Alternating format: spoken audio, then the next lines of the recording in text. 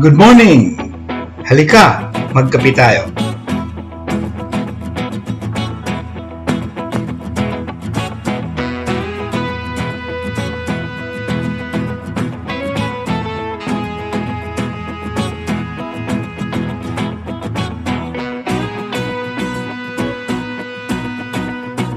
Welcome to the morning coffee with Father Jerry.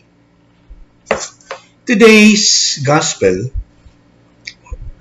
text is taken from the book of Luke chapter 14 verses 1 to 6.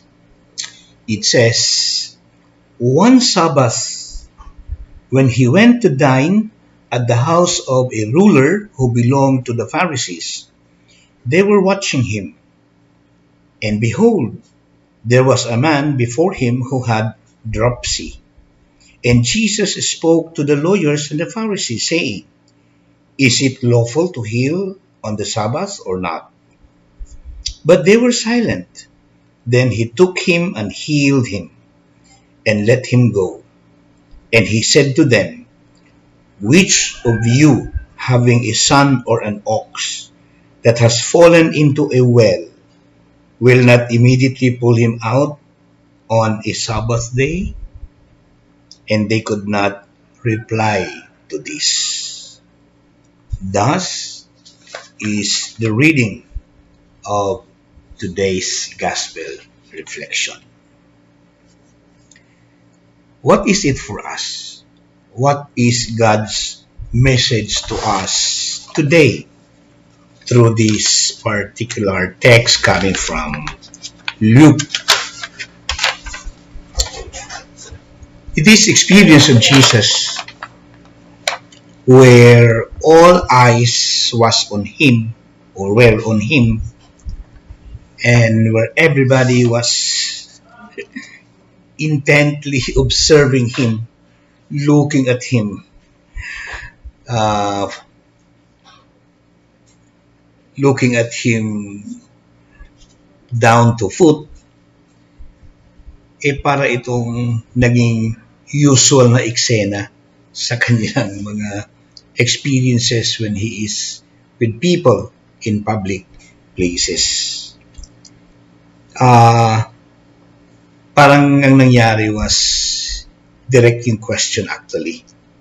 He was invited to join with some known personalities in their community, and he was dining with them. And it so happened that there was a man who was with dropsy, who was sick. Pero, hudyo din si Jesus, out of respect, maybe he asked one of those people, a lawyer who happened to be a lawyer, ano bang dapat nating gagawin? Is it lawful to heal a person during Sabbath or not? And walang nag-answer. Walang tumugon sa kanyang tanong. So instantly, cut the long story short, he healed the man who was sick with dropsy. And then, may pahabol siyang story doon, ang ending, na who among you na may nahulog, for example, na pet sa isang well, and it happened that it's a Sabbath day, what will you do? Are you going to pick it up right away, or you need to postpone that, saving the pet, because it's bawal, it's Sabbath? And of course, naging tugon ng lahat na usually normal experience is to save life rather than following the law.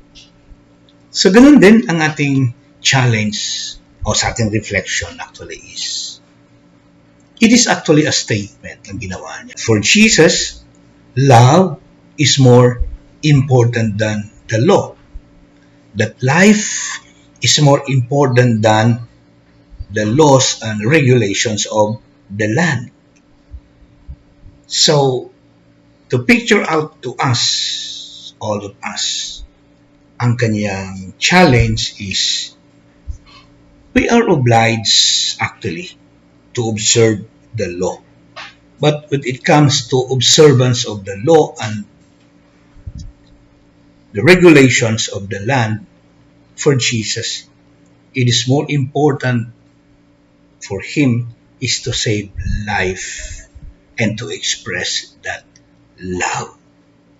That's why he cured, he healed, he gave that gift of healing back to the man who was sick with dropsy.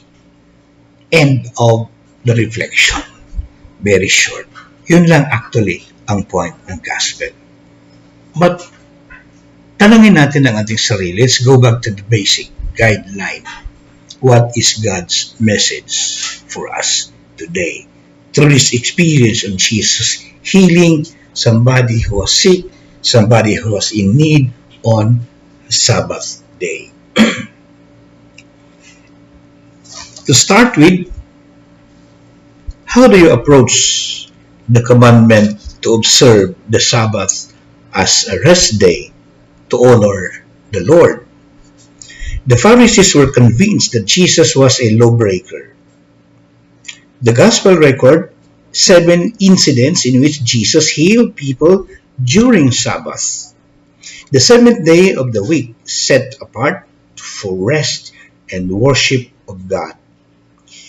You would think Jesus's miracles on the Sabbath day or rest day would draw admiration and gratitude from all. No. Unfortunately, each incident seemed to incite increasing hostility from the religious leaders of his time, who interpreted it as something against God. So they were certain that Jesus was dangerous and irreligious man, a Sabbath breaker who must be stopped at all costs. That's the way they think. Every time Jesus healed somebody during Sabbath, he was a law breaker. Ano bang challenge meron tayo sa gospel ito? First, itong general lesson or premise coming from the gospel today. God's work of love and mercy never rests.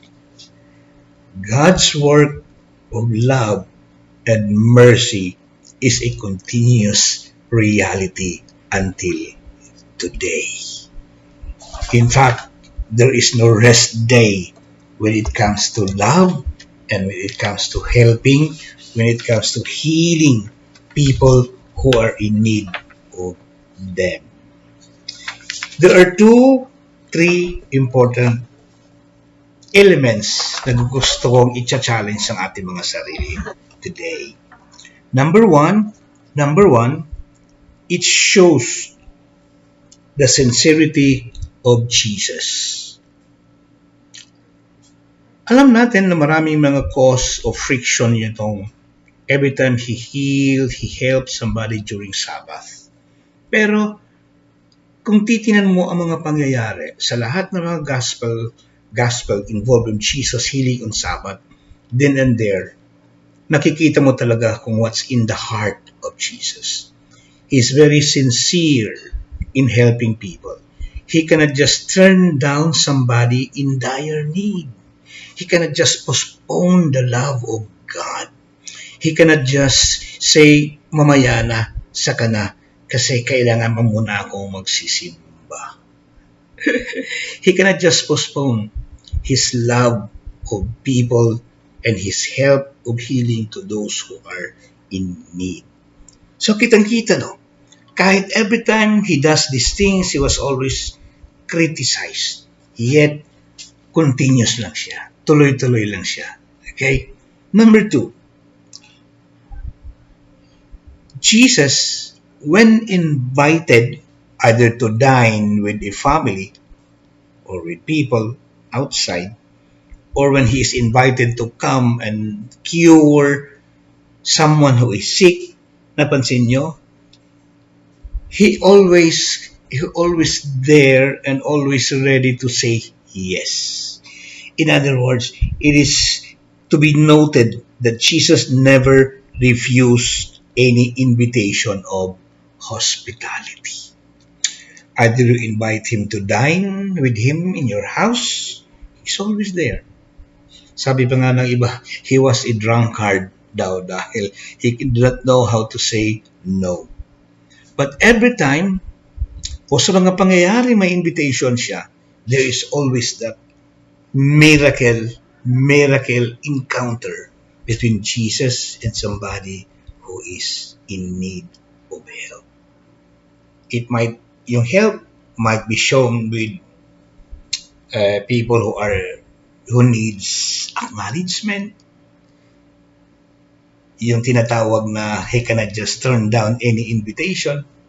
It goes some other time as people needing acknowledgement, needing attention, whatever needs ang meron ang mga people of God. He was always there.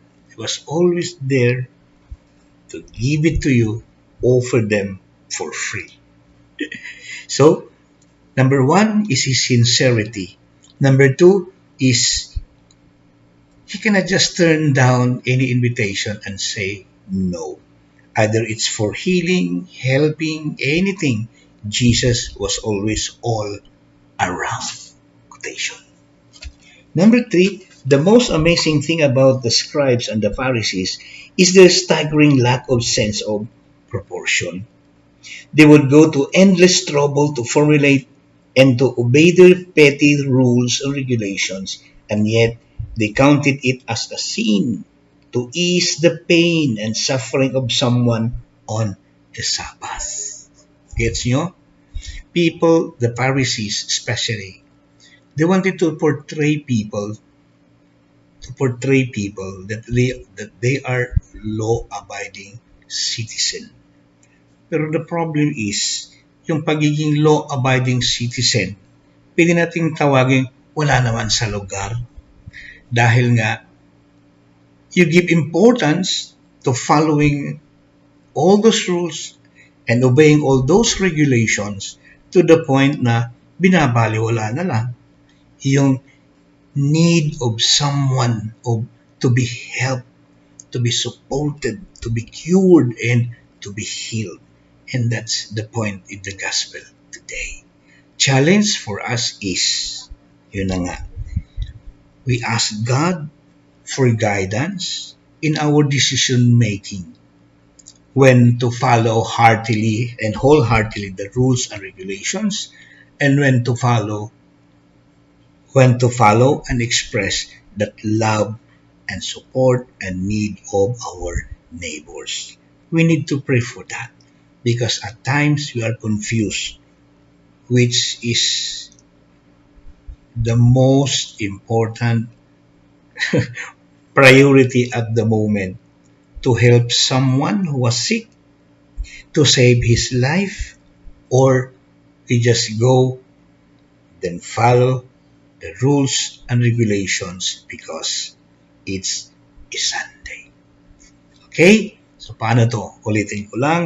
For Jesus, love, life is more important than the law and the regulations of the land. In short, person is important than the law. Good morning ulit. Don't forget your coffee and see you Monday. Thank you.